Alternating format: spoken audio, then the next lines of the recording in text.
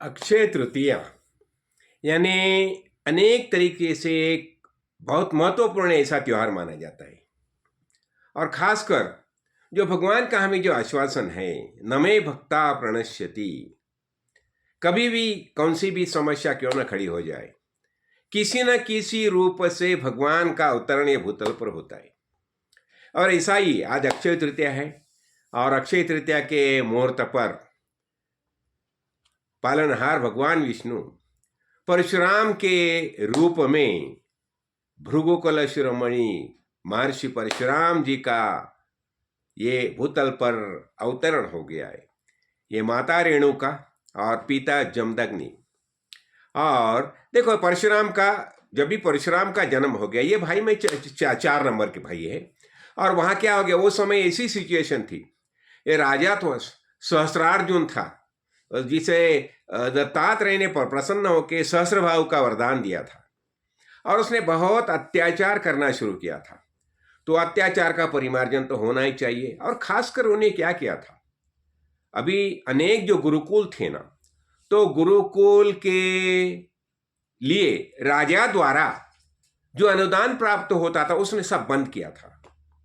और इतना ही नहीं, ये इसने खुद ये अपना भृगुकुल जो है अपना भृगु ऋषि, तो उन्हें क्या किया था, उनका जो आश्रम था 2-3 बार जलाया था।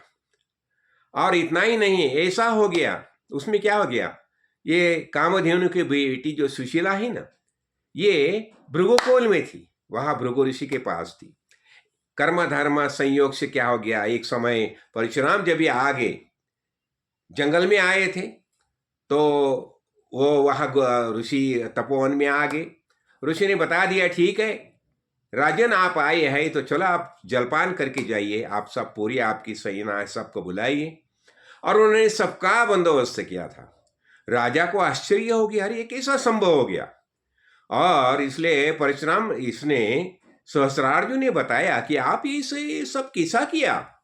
तो उसने ये सुशीला जी थी ना कामधेनु की बेटी, उसके बारे में बता दिया। बोला नहीं, अभी मैं तो राजा हूं, तो ये गव्य सुशीला जो है कामधेनु है, मुझे चाहिए, आपकी क्या जरूरत है।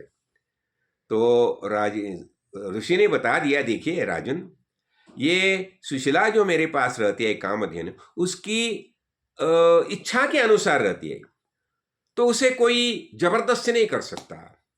तो उसकी इच्छा है करके वो यहाँ रहती है। तो ये बोला, नहीं मैं तो राजा हूं, और आप भी, आपका आश्रम भी मेरे यहाँ ही है, तो मेरी आज्ञा का पालन आपको करना ही पड़ेगा। तो और उसने जबरदस्ती उठा के लेने की चेष्टा की। और वो उसी समय क्या हो गया, सुशीला ने अपने शरीर में से अनेक सैनिक निर्माण किए, और उसने वो परशुराम इसका सहस्त्रार्जुन का पराभव किया है। लेकिन ये खुन्नस इतना ऐसा हो गया था, उसने बार फिर अपना रेणुका जमदग्नि ये दोनों को मार दिया है। और फिर ऐसी अवस्था में क्या हो गया, अब परशुराम तो शुरू से बता दीजिए पिताजी को, पिताश्री अभी हम तो विद्यादान देते हैं, शस्त्रास्त्र विद्या हम सिखाते हैं, लेकिन अभी ऐसा समय आ जाएगा कि हमें भी हाथ में शस्त्र लेने की आवश्यकता पड़ेगी। लेकिन ऋषि मानते नहीं थे, बोले नहीं बेटा, हमारा तो ये विद्या देना हमारा कार्य है, हाथ में शस्त्र लेना हमारा कार्य नहीं है। वो मानते नहीं थे।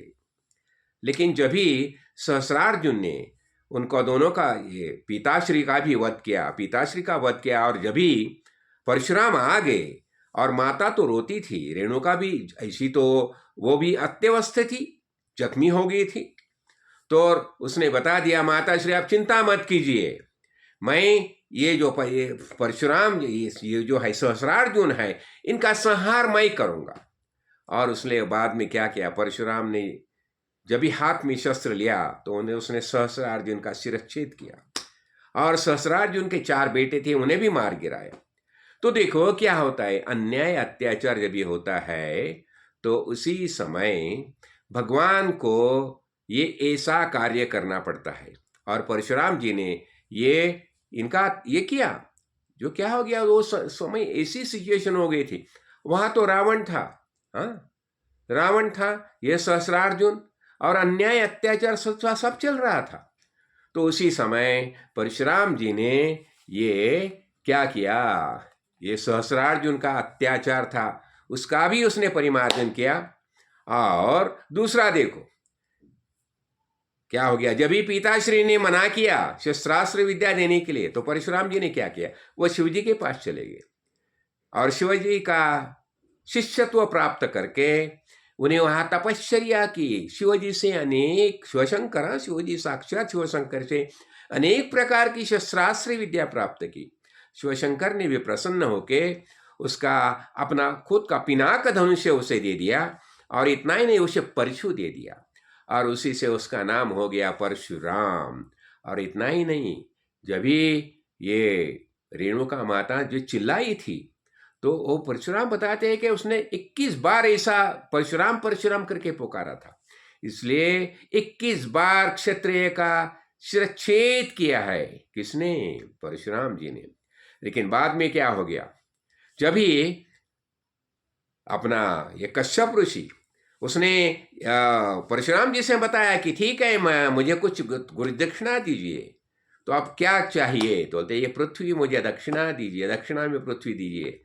और उसने परशुराम जी को वहां से बोला, तुम आप यहाँ से अभी चले जाइए। और परशुराम जी वहां से महेंद्र पर्वत पर तपस्या करने के लिए चले गए। और देखो जब भी राम प्रभु आ गए, और राम, देखो परशुराम जी ने क्या किया था, जो शिव धनुष्य था, तो जब शिवजी ने बताया कि अभी तुम ये तुम्हारा एक क्षात्र वृत्ति जो है वो छोड़ दो और फिर तुम प्रबोधन के मार्ग पर आ जाइए, तो फिर मैं, उसने बताया कि फिर मैं ये धनुष्य का क्या करूं, तो तुम ये रावण नहीं तो जनक, दोनों में से तुम्हें जो योग्य लगेगा उसे दीजिए। फिर उसने क्या किया, रावण को नहीं दिया, उसने जनक राजा को दिया। क्यों?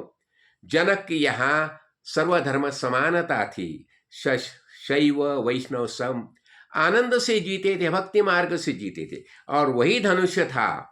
सीता स्वयंवर में उसका इस्तेमाल किया गया, और जब भी राम प्रभु ने उसको प्रत्यंत चढ़ाते समय वो टूट गया, उसका आवाज सुन के परशुराम जी दौड़ के वहां आ गए।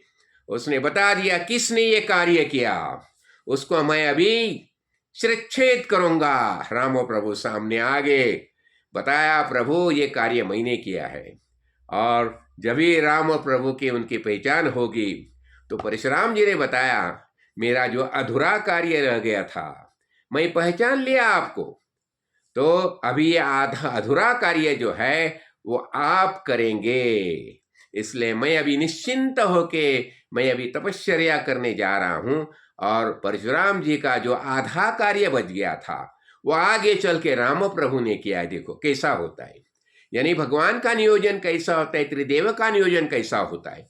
तो आज अक्षय तृतीया है, तो अक्षय में क्या होता है, ऐसा इसी दिन जो पुण्य कर्म किए जाते हैं ना, उसका अक्षय फल प्राप्त हो जाता है। इसलिए हमें क्या करना चाहिए, ये भगवान का हमें नाम स्मरण करना चाहिए। और बताया जाता है ना, ओम राम राम परशुरामाय सर्वसिद्धि प्रदाये नमः।